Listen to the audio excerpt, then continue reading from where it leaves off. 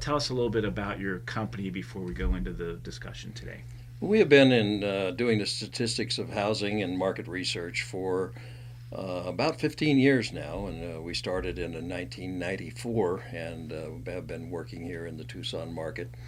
And we publish information on the housing market and what's going on in the market, trying to show trends as well as contrast what's happened now as opposed to what has happened previously. And we also forecast what's going to happen in the future. Okay, let's go back and revisit your forum that you held last week that you gave your annual forecast. Tell me a little bit about your view of the 2009 housing market. How did it perform? What were some of the numbers we saw for last year's performance? Well, since 2005, we have been into somewhat of a free fall in the volume of new construction homes. And we're going to talk new construction first. And that is, if you look at 2009, we did 2,077 permits in that year. Now contrast that with 11,700 in 2005. So you can see that we have decreased dramatically. The reason for that is that we have inventory of homes on the market, and the biggest percentage of that inventory is foreclosures that are going on right now from those sales in 2005 and 6. So we're in a situation in 2009 where we are at a very, very low point. As a matter of fact, we're doing volumes of that we did in 1990, and this is the lowest since then. We did a little over 1,800 permits in 1990, and 2,077 is the next in the past 20 years as far as the low. So we did not have a great year. We did have a little bit of carryover in new construction closings. So we did 2,249 closings, and that's a little better. But this coming year, we don't have much carryover because everything pretty well got done. And so we're going to not have a great year in 2010 either. Now, on the issue of foreclosures, in your opinion, have we seen the peak of foreclosures hitting our market? Are there still more to come? And in particular, there's a study out by Credit Suisse. How does that relate to what's going on in our market here? Well, the Credit Suisse study shows the dollar value of reset mortgages. Now, those are mortgages that have a certain timeline on them that have to be renegotiated at a certain time. And these were typically 3 and 5 years. And since 2005 and 2006 were the largest years in volume that had this type of mortgages, why, that means that the 3-year ones would be due in 2008 and 9, and the 5-year ones would be due in 2010 and 11. So we're just getting into the second phase of these resets, and these resets are terribly difficult because most of the mortgages were built upon the idea that home values would continue to increase, but they have not.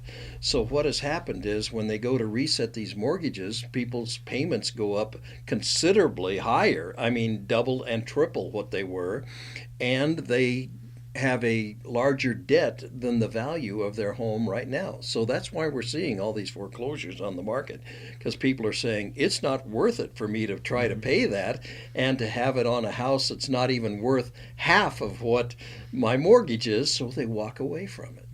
And then the foreclosures then are obviously driving down the home prices and home values. Talk a little bit about that. When you look at charts, you will see that as foreclosure volume increases, home prices start to decrease.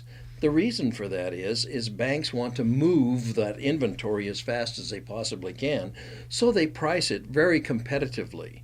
And when they price it competitively, that means that it pulls down the other part of the market because it has to meet or at least be a value for value for the price of what the foreclosure home is. So we've seen the foreclosures increase, and as we've seen the foreclosures increase, we've seen both average and median prices decrease. And we've seen that across the board, and that goes for resale as well as new construction. This is a 2 or 3-part question. If you're a banker or a lender, how would you respond? Then I would like to circle back. If you're a builder, how would you deal with this? and then what are the opportunities out there for buyers. So let's start with, if you're a bank or a lender, with all the foreclosures out in the market, how should they be dealing with this situation? Very carefully.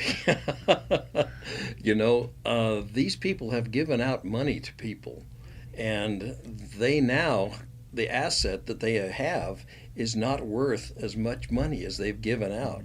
So banks are in trouble, and we can use that term trouble because of foreclosures, because the value that they had established in the mortgages has decreased dramatically. It's interesting that the largest home seller in 2009 that had the highest volume of homes sold was Deutsche Bank.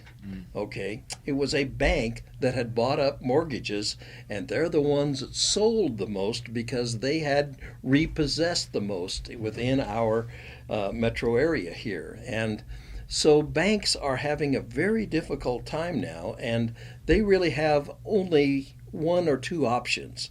The first option is to foreclose on the house and to get what they can out of it by selling that house.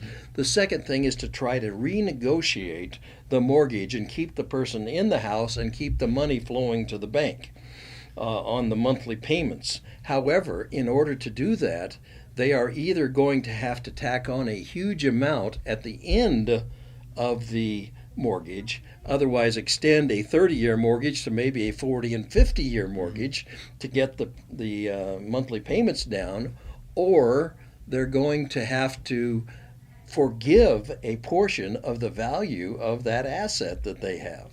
And those are two very difficult things for banks to do, because each one of those takes away the value that the bank has. Right. Extremely difficult situation for the banks. Extremely difficult. As a new home builder, how should they be reacting to these current market conditions? What the new home builder has to do is to react to the market and to try to get a product out there that will compete with foreclosures.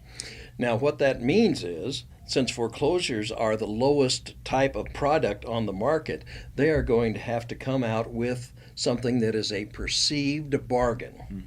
And in order to do that, what do? Well, you start putting them on smaller lots. You start pairing homes, making duplexes rather than single-family residences. You start taking out the frills and putting in laminate countertops instead of granite countertops. You start making more options rather than them being standard, and using whatever you can in order to push down the price of homes to be competitive in this market, because price drives housing. Right. Absolutely. That's the key thing. Price drives housing. There are a few people out there that can afford whatever type of house they want, but the majority of people, hey, I go for the largest house that I can afford, so that's the price model that has to be used. And right now, the competition is out there in foreclosures, so the new construction people have to try to meet that competition by price. Right, okay. And then the third piece is with all of the foreclosures and the smaller homes, what about consumers? How should they be looking at this? Is this really the opportunity of a lifetime to be buying a home, possibly moving up in their homes? How should they be reacting to this? Well, it is an outstanding time from a pure price standpoint to buy a house. I mean, we're looking again at actually around 2004 prices is where we are right now. So we're in a great situation for buyers to get out there and get a home at a bargain price, because we had a run up into 2005 and 2006 of prices that were $100,000 on average higher than we are now. So you can buy the same house $100,000 less than you could just 3 years ago. So that is a pretty fantastic bargain. Now, there's another thing that comes along with this is with the banks, we've already discussed what they're going through. So the money that is available to buy houses is much tighter than it used to be. And you have to have excellent credit, and you have to have very good down payments, and you have to have these things in order to qualify for purchasing a house now. So these make it a little more difficult to buy a house. But if you're in a situation where you have the availability of getting the financing that you need, yes, it's an excellent time to buy a house.